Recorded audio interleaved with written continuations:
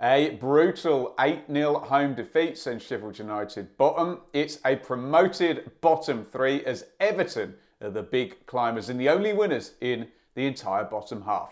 Here's my take on Premier League relegation. The big narrative rolling around the bottom of the Premier League concerns the three promoted sides occupying that bottom three spots with 0 wins in 16 attempts now between Sheffield United, Burnley and Luton. I get the frustration for fans of those three clubs at what can be an overly simplistic argument, but simple arguments are sometimes true, and we could really do with one of the new boys getting that maiden win to quieten down all this talk. What won't help at all is an 8-0 home defeat for Sheffield United against Newcastle. We found positivity in how close most of the other games so far for the Blades have been, but this was just a horrific collapse, and it's hard to frame it in any other way. We can talk about financial gulfs and divisions within divisions. Those things are, of course, true, but when all the basic fundamentals are missing, such talk can be a bit pointless. It's West Ham next on the road for Sheffield United. If the confidence is not totally shot, it's not actually the worst fixture in the world. The Hammers aren't going to roll through you with overly slick football. The problem, I guess, is that those basics that the Blades fans are going to want to see returning are all things a David Moyes side are normally very good at. Burnley went under 1-0 at home to Manchester United and played pretty well by the looks of it. Obviously, game state matters here with the Clarets chasing a deficit for the entire second half, but they were dominant in the possession stats and came out on top for XG and shots on target. The conversation about Burnley does seem to focus on their high possession style and whether, with the players they have, it is fit for purpose in the Premier League. Their fans are probably sick hearing about it, and Vincent Kompany is certainly sick of answering questions about it. I don't see Kompany backtracking at all on his philosophy, so either it's going to start working or it's not, and hopefully for Burnley it will start working and not too late in the day either. What I would say is that Burnley have probably had the trickiest start on paper of the teams down there. It does seem to level out a bit at the start of October with 5 games in a row against teams who are currently 10th or lower. On the other hand, 5 of Burnley's next 6 fixtures in all competitions are away from Turf Moor. Luton complete our trio of winless promoted teams, and they will be absolutely kicking themselves after their 1-1 draw this weekend.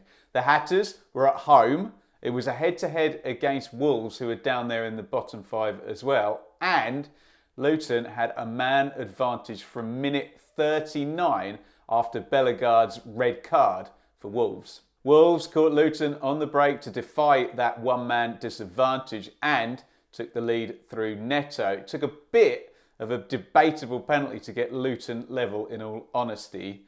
All the in-game stats were, of course, heavily in Luton's favour, but the scoreline wasn't, and I can't help thinking it's a big missed opportunity. Unless, that is of course, Luton get that first win in one of the next 2.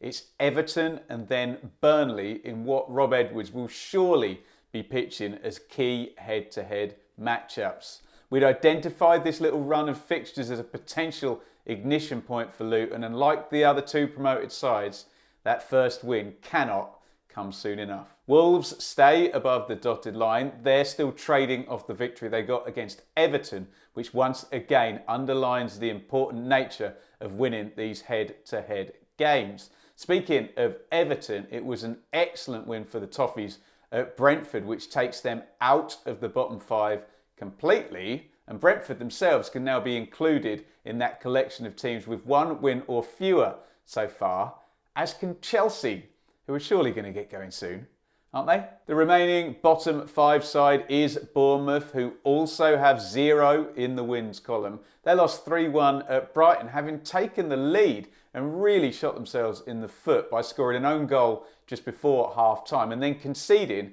17 seconds after their own kickoff in the second half. I think we can still make the argument with Bournemouth that their 3 defeats have come against the teams currently 2nd, 3rd and 4th in the Premier League table. And once they get Arsenal out of the way, it's Everton, Wolves and Burnley in October. But still, unless the promoted sides are going to end up being whipping boys below Bournemouth currently, they really need at least a win on the board by the time we reach November. That's about the size of things. Get your thoughts in the comments. It would be lovely if we weren't talking about chasms between leagues and clubs yo-yoing, but the current league table unfortunately sets that narrative at the moment. Last year, the giant 14-point gap between 9th and 11th was very telling. Let's hope we don't get ourselves another chunky gap, but 5 or 6 places further down this season. That's looking a distinct possibility right now. If that was all a bit too serious for you, then click right here for a bit of light relief, as I finally managed to rope the missus in to do the Championship away kits review. Always good fun and not an 8-0 home defeat anywhere to be seen.